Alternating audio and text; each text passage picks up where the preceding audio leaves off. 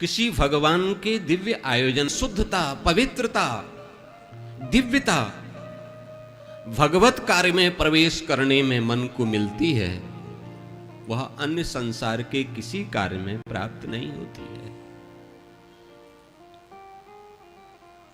और देखो आप कि भाग्य की कहां तक सराहना करें कि मां के चरणों में बैठ करके आपको भगवान की दी चित्तम समाश्रयेत, ये जो चित्त है हमारा मन जो है, इसको भगवान के चरणों की तरफ ले जाती है। किंतु भगवान के चरणों की तरफ जाना तो प्रत्येक व्यक्ति चाहता है। ऐसा कौन संसारी होगा जो भगवान को पाना नहीं चाहे, भगवान की तरफ जाना नहीं चाहे, भगवान की चरण सन्निधि का लाभ प्राप्त करना नहीं चाहे। चाहते तो सब हैं किंतु मिलता सबको नहीं है। मिलता किसी किसी को ही है, और इस मिलने का सांसारिक कोई बंधन नहीं है।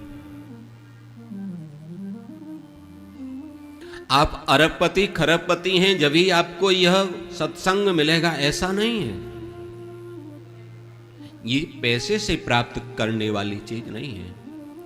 संसार में महंगी से महंगी वस्तु आप पैसे से प्राप्त कर सकते हैं, ले सकते हैं, अपनी इच्छा पूर्ण कर सकते हैं। बड़ी से बड़ी गाड़ी लेने का मन हुआ, आप जाएंगे और ले आएंगे। किंतु आपका मन भगवत सत्संग का हो और आप उसे पैसे से प्राप्त कर लें, मेरे भाई बहन, ये कभी भी संभव नहीं है।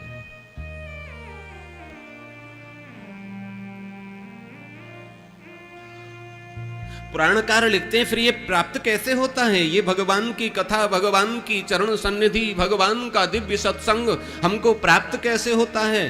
तो बताया, भाग्योदयेन बहुजन्म समर्जितेन सत्संगमं च लभते पुरुषो यदा वै। जब हमारा भाग्योदय होता है तब मिलता है। तो गुरुजी ये भी तो बता दो, भाग्योदय कैसे होता है? हम भी कर लेंगे अपना। कहते हैं बहुजन्म समर्जितेन, ये केवल एक दो दिन आपने आकर के ऐसी ठंड में शंकर जी को जल चढ़ा दिया, उतने से प्राप्त होने वाला नहीं है। तो बोले बहुजन्म समर्जितेन, बहुत लंबे काल का आपका जो एकत्रित किया हुआ पुण्य है, वह पुण्य जब आपको फल देना चाहे तब आपको ऐसे सत्संग की प्राप्ति हुआ करती है।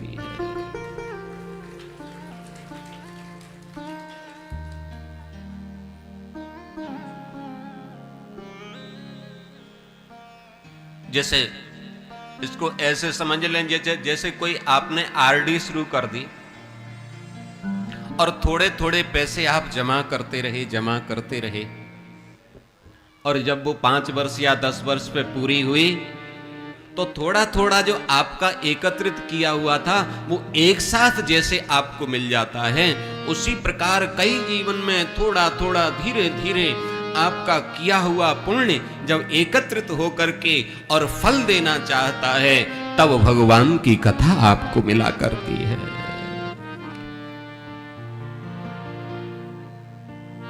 मिल जाती है तो इससे होता क्या है?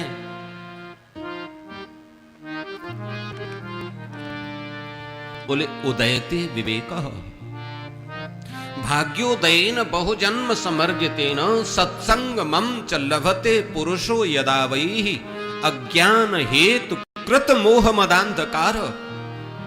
जो अज्ञान रूपी अंधकार है वो मिट जाता है, और ज्ञान रूपी विवेक रूपी जो प्रकाश है वो जीवन में आ जाता है।